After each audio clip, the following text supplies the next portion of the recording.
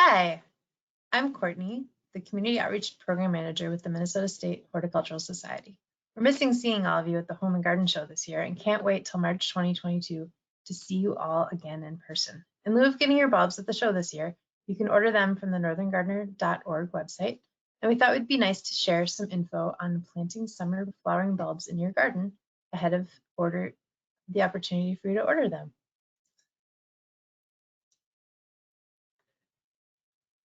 The Minnesota State Horticultural Society has a new vision and mission statement. Our new vision is growing together, and our mission is cultivating a healthy, diverse, and sustainable community of northern gardeners. So there are two different types of bulbs. There are spring bulbs that are planted in the fall, and there are summer bulbs that are planted in the spring. The bulbs we're considering are the summer bloomers, and they are planted in the springtime. They bloom in the summer, and they include hardy bulbs like lilies, as well as dahlias, calla lilies, and gladiolas, and other summer bloomers for the garden and vase. Hardy bulbs can be left in the ground over the winter to bloom again next year. Tender bulbs, such as dahlias, must be pulled in the fall and stored indoors over the winter.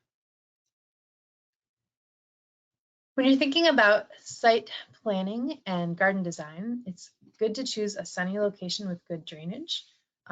They're really great for in the ground or in a container. You can plant your bulbs in the early spring in an area with full sun, 6 or more hours in well-drained soil.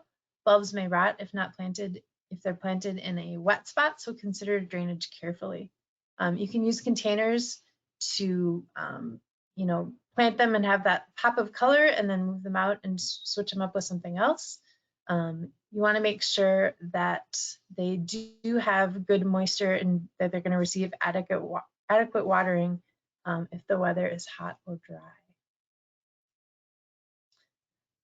Bulbs look stunning when they're planted in groups. Their color and dramatic shape really shows in a large group. Having lots of them together also makes for the fragrance more noticeable. For really tall bulbs, you may need to add staking or other supports to keep them up. For big blooms and healthy foliage, you want to fertilize the bulbs lightly throughout the summer or plant them with a good slow release fertilizer.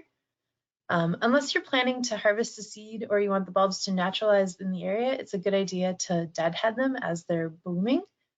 This will prevent the plant from putting their energy into creating seeds, and it also gives it a nice, neat look.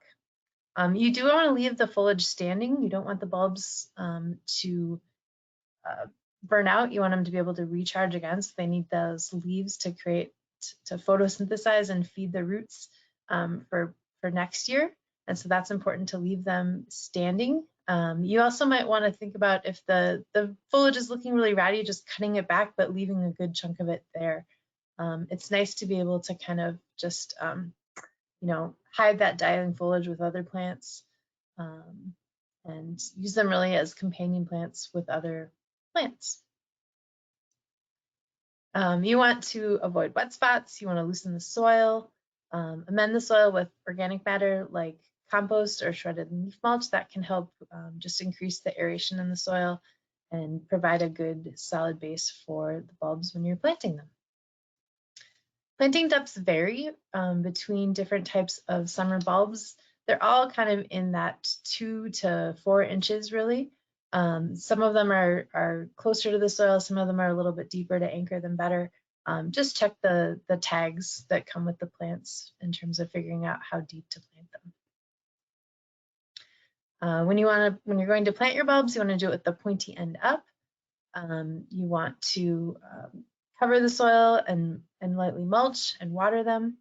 Bunnies, gophers, and other garden thugs they love the taste of those tender bulbs, foliage, or the bulbs themselves. So you want to protect them when you're planting them. You can do this by laying a piece of chicken wire over the planted area and anchoring it with some U-shaped staples that are normally used for landscape fabric. Cover the wire up with mulch, and the wire will make digging up those bulbs really difficult for the critters, and the bulbs will easily grow through the wire holes. When you're thinking about how to pick a healthy bulb, you want to make sure that the bulb is firm, not spongy. You want to make sure that there's no mold or damage. And generally, you don't want to have like fresh root growth or sprouting. Lilies are the exception to that. They will start to sprout, and that's just fine. They'll be just fine. You can go take them home and plant them.